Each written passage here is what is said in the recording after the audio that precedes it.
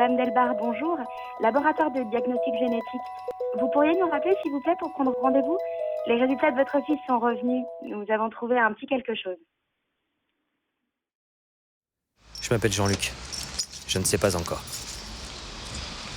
Regardez-moi au moment où je vais l'apprendre. Regardez mes épaules encaissées. Mon menton tremblait. Je ne vais pas tomber de ma chaise. Ou si je tombe, je me relèverai. L'équipe de Johan menait 7-0. Le match me semblait interminable.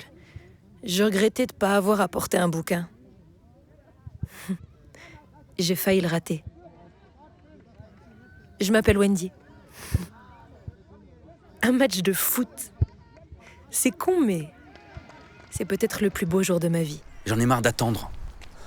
De vivre au jour le jour. De dépendre tout le temps du bon vouloir de la personne qui est en face de moi. Que ce soit la directrice d'école, le radiologue, la prof de théâtre ou le dentiste. Attendre de voir s'ils vont bien vouloir s'adapter à la différence de mon fils.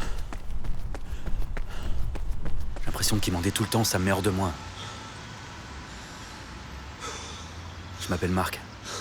Je retiens la révolte en moi, mais au bout d'un moment, faut que ça sorte. Les mâchoires se desserrent et les mots fusent. Tout le monde en prend pour son grade. Je revendique le droit de péter les plombs. À chaque visite, je faisais part au pédiatre de mes craintes et de mes doutes, et il me répondait « Votre fils respire la joie de vivre. Arrêtez de vous angoisser comme ça. » Ce discours m'allait bien. Je refusais d'admettre ce que je voyais. Je ne voulais pas que mon fils ait un problème, mais je me trouvais dans une situation absurde où je devais convaincre mon mari et les médecins du retard de Mathis. Ma femme est allée se coucher, il y a un petit peu moins d'un quart d'heure. J'attends qu'elle s'endorme. Encore 10 minutes et je pourrais aller sur Internet. Je crois avoir trouvé quelque chose hier. Je me pose des questions à propos de Théo. Je viens vous voir pour Mathis. Franck, Samy, Rémi, Titouan, Lilian, Antoine, Thibaut, Christophe. Asseyez-vous. Nous avons reçu les résultats des tests. Nous avons enfin trouvé l'origine des troubles et retards de votre enfant. Ils sont d'ordre génétique. Et là, mon mari, qui s'était isolé au fond de la pièce, comme s'il avait besoin de cette distance pour encaisser, s'est mis à enchaîner les questions. Et toutes les réponses faisaient mal. Il rattrapera pas jamais son retard? Quel va être son niveau de développement? Il va pouvoir apprendre à lire ou à écrire? Il a une chance d'être autonome un jour, mais qu'est-ce qu'il faut faire? Qui il faut aller voir? On a eu droit à une brochure. Je m'appelle Wendy, Stéphanie, Sonia, Tiffaine, Karine. Après 4 ans de maternelle, l'Éducation nationale l'a déclaré non scolarisable. Au cours d'une réunion avec toute l'équipe éducative. Histoire de s'en débarrasser et de se décharger sur le secteur médico-social. Commence alors le chemin de croix que constitue la recherche d'un établissement pouvant l'accueillir. Je m'appelle Marc. Marianne. Patricia. Coralie. En bout de chaîne, vous trouvez des enfants et des familles laissés à l'abandon dans le dénuement le plus total. Et quand en dernier recours, ils se retournent vers la MDPH, ils se voient répondre. Avez-vous envisagé la Belgique? Pardon? Le long de la frontière, il y a plein de centres. Vous aurez le choix. Vous voulez des adresses? J'avais l'impression que la généticienne m'avait emmené en haut du plongeoir de 5 mètres. Votre fils a besoin d'une prise en charge complète. À minima, c'est orthophoniste, psychologue et psychomotricien. Peut-être aussi penser à l'ergothérapie, la kiné maxillofaciale, j'ai vu que votre enfant faisait du bruxisme. Et je serai vous, j'irai aussi consulter un neuropédiatre, un fasciathérapeute, un kinésiologue. Et pour la prise en charge? Je veux dire, administrativement? C'est pas compliqué. Vous allez déposer un dossier à la MDPH qui dépend du CG de votre département pour obtenir l'AEEH de base plus un complément. Quand la CDAPH a statué, les versements sont faits par la CAF sur demande de la MDPH.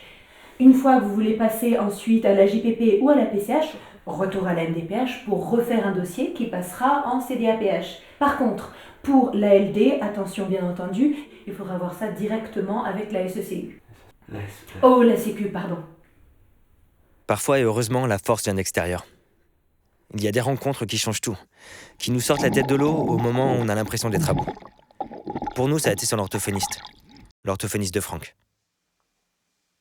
C'est trop facile. Ta sœur est juste une femme au foyer qui s'emmerde. Et sous prétexte qu'elle a lu 3 articles sur Internet, elle se permet de me juger et de me donner des conseils. Ça n'était pas des conseils. D'accord? Elle te demande simplement... Elle veut même pas prendre Fabien en week-end pour qu'il joue avec ses cousins. Alors qu'elle ferme... Mais dis-lui ça! Calmement! Mais j'en ai Explique-lui. marre de faire de la pédagogie tout le temps.